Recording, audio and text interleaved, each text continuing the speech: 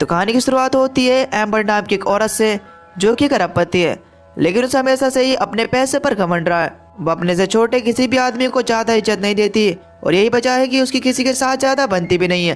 खैर अब एक दिन तो दोस्त ये कहानी है एक ऐसी अमीर औरत की जिसे अपने पैसों के सामने कुछ भी दिखाई नहीं देता।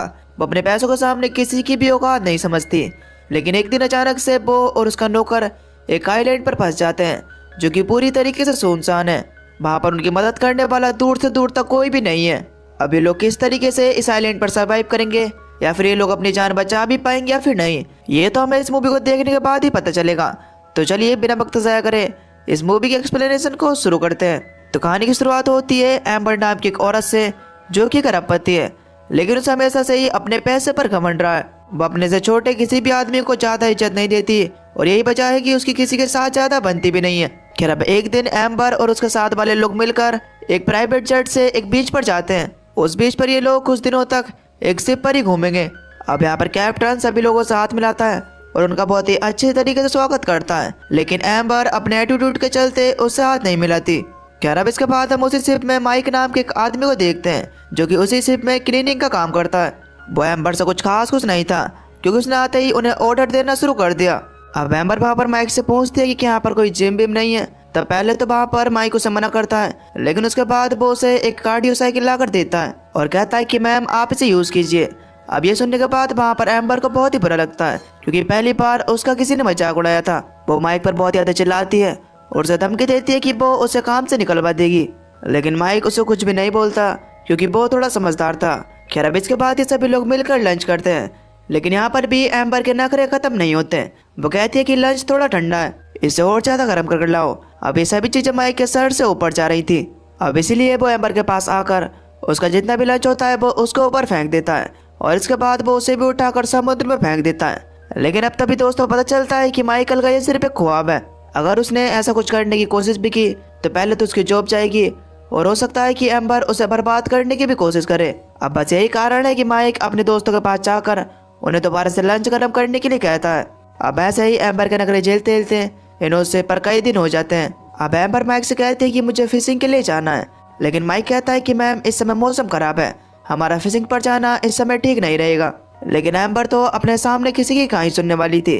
वो कहती है कि मुझे एक छोटी सी बोट चाहिए जिस पर हम बैठकर दूर जाकर फिशिंग कर सकें। अब माइक को भी उसके कहने पर एक बोट का इंतजाम करना पड़ता है, जिसके बाद ये दोनों उस बोट को लेकर उस शिप से दूर जाते हैं।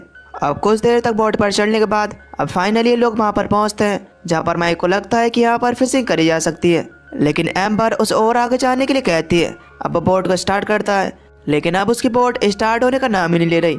अब कुछ देर तक कोशिश करने के बाद वहाँ पर माइक को पता चलता है कि इसका तो फ्यूल ही खत्म हो गया है। अब जब ये बात एम्बर को पता चलती है तो वो आग बबूला हो जाती है और वो माइक पर चिल्लाने लगती है।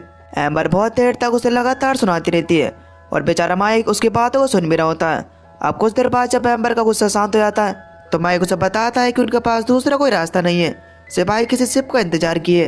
अब क्योंकि इस बोट के अंदर पैडल भी नहीं है, जिसकी वजह से हम पैडल लगाकर कुछ दूर तक जा भी नहीं सकते। अब इन दोनों के पास इंतजार करने के अलावा दूसरा कोई रास्ता भी नहीं है।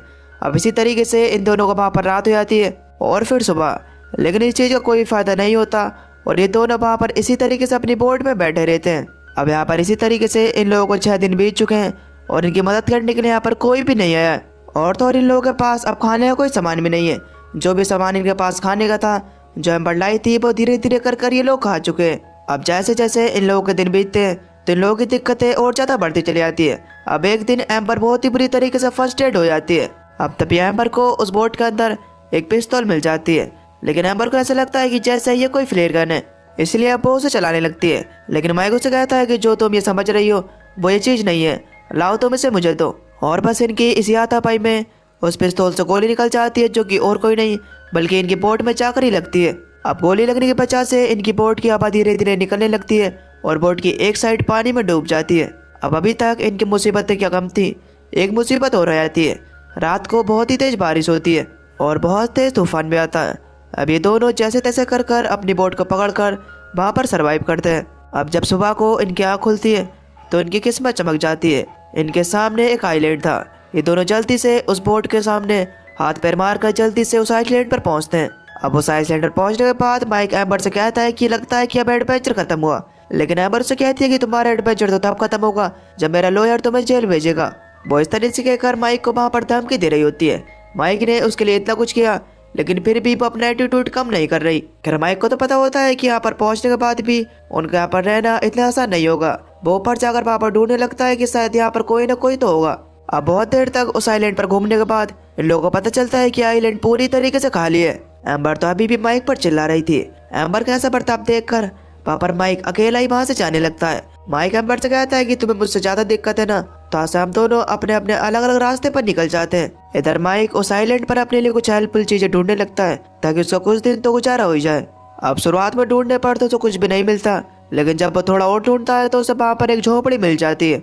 कुछ बोटल्स भी उसे वहाँ पर मिलती है, शायद वो किसी इंसान के जो कि यहाँ पर पहले फंसा होगा। अब यहाँ पर उसके रहने का इंतजाम तो हो गया था, अब उसे अपने खाने का इंतजाम करना होगा। अब माइक सबसे पहले कुछ हथियार बनाता है ताकि वो हथियार की मदद से कुछ मछलियाँ पकड़ सके। अब आखिरकार वो समुद्र में जाकर एक फिश को पकड़ लेता है। अब वापस से अपनी जगह पर आकर आग जलाता है और उस मछली को पकाकर खाने लगता है। वहीं इधर दूसरी तरफ एम्बर ने भी पूरे आइलैंड का चक्कर लगा लिया था, लेकिन उस आइलैंड पर कुछ भी नहीं मिला। उसने अपनी पूरी की पूरी जिंदगी एक ऐसी रूम में बिताई थी और उसका आवाज लगाने से ही उसके लिए सब कुछ आ जाता था, लेकिन यहाँ पर उसे गुजारा करने के लिए उसे अपने साहस और अपने दिमाग की जरूरत पड़ेगी। अब एम्बर उस आइलैंड पर घूमकर पूरी तरीके से थक चुकी थी। अब तभी अचानक से उसकी नजर माइक पर पड़ती है जो कि आराम से बैठकर मछली खा रहा था। अब वैसे तो एम्बर को भूख भी लग रही थी, लेकिन उसके अंदर इतनी हिम्मत नहीं है कि वो माइक से मांग सके। अब तभी एम्बर के मन में पता नहीं क्या आता है। वो माइक के पास जाकर उसे कहने लगती है कि थोड़ा सा मुझे खाने के लिए दे दो, लेकिन माइक उसे साफ साफ मना कर देता है क्योंकि उसने जो उसके साथ सिप पर किया था वो अभी तक उसके बारे में नहीं बोला है और अब इतनी आसानी से उसे खाना तो नहीं देने वाला है। इस बात से एम्बर को गुस्सा आता है और वो गुस्से में माइक के ऊपर मिट्टी फेंक देती है। ये चीज माइक से बर्दाश्त नहीं होती और वो सीधा एम्बर के पास जाकर उसे एक चांटा जड़ देता है। माइक उससे कहता है कि अगर तुम्हें खाना चाहिए भी तो तुम्हें मेरी कुछ शर्तें माननी पड़ेंगी। पहला कि आपके पास से तुम मेरी बेइज्जती नहीं करोगी, और दूसरा कि अब बॉस मैं हूँ इसलिए तुम्हें जो भी कुछ चाहिए वो तुम्हें कमाना पड़ेगा, और तीसरा यह है कि आपके पास से तुम मेरे सारे कपड़े धोगी और मुझे मास्टर कहकर बुलाओगी। मतलब दोस्तों माइक अपना पुराना बदला ले रहा है क्योंकि उसने भी तो उसके साथ बहुत ही बुरा किया था। अब क्योंकि एम्बर के पास दूसरा कोई रास्ता भी नहीं था तो इसकी वजह से वो उसकी सारी शर्तों को मान लेती है, उसके सारे कामों को करने लग जाती है। अब माइक मछलियाँ पकड़ कर लाता है और वो उसे बनाती है और वो वहाँ पर माइक के कपड़े भी धोती है। अब कुछ दिन होता है कि लोग उसी तरीके से उस आइलैंड पर रहते हैं और अब एम्बर आग जलाना भी सीख गई थी, लेकिन माइक यहाँ पर उसके साथ बहुत ही रूड बिहेव करता है। अब वो ना तो उसे उस लकड़ी के घर में सोने देता है और ना ही उसे कुछ ठीक से खाने के लिए देता है। वो एम्बर से कहता है कि अगर तुम्हें अंदर सोना है तो तुम्हें मेरे साथ मेरे बेड पर सोना होगा, लेकिन एम्बर भी किसी से कम नहीं थी। वो उससे कहती कि मैं किसी जानवर के साथ सो लूंगी लेकिन तुम्हारे साथ कभी नहीं सोऊंगी। अब यहाँ पर सिचुएशन कुछ ज्यादा अलग होने लगती है और माइक का बिहेवियर कुछ ज्यादा ही रूड होने लगता है। अब पूरे आइलैंड पर ये दोनों ही अकेले थे तो इसकी वजह से मजबूरन इन दोनों को एक दूसरे से बात करनी पड़ती है। अब कुछ दिनों बाद ये दोनों एक दूसरे को समझने लगते हैं और एक दूसरे से अच्छी तरीके से बात करते हैं। अब एक दिन अचानक से माइक एम्बर के पास जाकर उसके साथ जबरदस्ती करने की कोशिश करता है, लेकिन वैसा करते करते रुक जाता है। दरअसल माइक एम्बर पर बहुत ज्यादा गुस्सा था। वो गुस्सा इस बात से था कि जब एम्बर अमीर थी तो वो कभी भी किसी की औकात नहीं समझती थी। वो एक नौकर का सहारा ले रही है और ये कहने के बाद वो वहां से चला जाता है। अब इसके बाद एम्बर को समझ में आ जाता है कि जो वो पहले करती थी बहुत ज्यादा गलत था और माइक कोई गलत इंसान नहीं है। अब इसीलिए वो उसके पास जाकर उससे माफी मांगती है। एम्बर भी अब माइक को पसंद करने लगी थी। अब उस दिन के बाद से ये दोनों बहुत ही अच्छे दोस्त बन जाते हैं और अपने सारे कामों को आधा आधा बांट कर करते हैं। लेकिन यहाँ पर एम्बर को समझ में आ जाता है कि पैसा ही सब कुछ नहीं होता, उसके पैसे ने उसे घमंडी बना दिया था। अब ये दोनों अपने दिनों को बहुत ही अच्छी तरीके से जीना भी शुरू कर देते हैं और धीरे धीरे कर कर एक दूसरे के करीब भी आ जाते हैं। खैर अब एक दिन जब एम्बर लकड़ियां बीन रही थी तो अचानक से उसे एक शिप दिखाई देता है जो कि उनके पास से ही गुजर रहा था। अब वो पहले तो आवाज लगाने की सोचती है लेकिन बाद में रुक जाती है। अब शायद उसे वो दुनिया पसंद नहीं है जिसमें सिर्फ पैसे का मोल है, इसीलिए अब उसने माइक के साथ यहीं पर रहने का फैसला कर लिया है। लेकिन अब तभी वहाँ पर माइक आता है और शिप को आवाज देने की कोशिश करता है, लेकिन एम्बर उसे ऐसा करने से रोकती है और उसे कहने लगती है कि माइक प्लीज चुप रहो। माइक उससे कहता है कि तुम चाहती क्या हो, पहले तो तुम यहाँ पर रहना नहीं चाहती थी और अब यहाँ से जाना नहीं चाह रही हो। एम्बर उससे कहती है कि हमें वापस से उस पैसे की और मतलबी दुनिया में नहीं जाना है। माइक उससे कहता है कि अगर तुम मुझसे प्यार करती हो तो तुम दुनिया के किसी भी कोने में मुझसे प्यार करती रहोगी। एम्बर उसे समझाने की कोशिश करती है कि देखो अगर हम उस दुनिया में गए तो हम दोनों अलग हो जाएंगे, मुझे कहीं पर भी नहीं जाना, मुझे तुम्हारे साथ रहना है। लेकिन माइक उसे कहता है कि मैं तुम पर यकीन कैसे कर लूं, मुझे पता है कि तुम टाइम आने पर अपने बातों को भूल जाओगी। अब माइक वहाँ पर एम्बर की बात नहीं सुनता और वो शिप को आवाज देकर उस शिप पर चले आते हैं। अब इसके बाद एम्बर का हस्बैंड विकी को भी वहाँ पर बुलाया जाता है, जो कि एम्बर को देखकर बहुत ही तो खुश होता है। विकी वहाँ पर माइक से भी थैंक यू कहता है, क्योंकि उसने उसके वाइफ को बहुत ही दिनों तक वहाँ पर बचा कर रखा। माइक वहाँ पर एम्बर को एक छोटी सी स्माइल देता है और इसके बाद वहाँ से चले आता है। शायद माइक को अब ये समझ में आ चुका है कि उन दोनों का एक साथ रहना अब मुमकिन नहीं है। माइक यहाँ से सीधा एक बार पे पहुँचता है, लेकिन अब तभी उसके पास एक आदमी आता है, जो कि विकी का आदमी था। उसके हाथ में पैसों से भरा एक बैग था, जो कि विकी ने उसे दिया था। ये माइक को देने के लिए एक तरीके से इनाम था, क्योंकि माइक ने उसकी बीबी की जान बचाई है।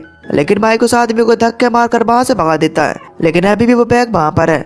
अब जब माइक उस बैग को खोलता है तो उसके अंदर बहुत सारे पैसे थे। अब उस बैग को लेकर वहां से जाने लगता है, लेकिन अब तभी वहां पर उसकी नजर रिंग की एक बहुत ही महंगी कलेक्शन पर पड़ती है। माइक उन सही पैसों की उनमें से एक रिंग ले लेता है।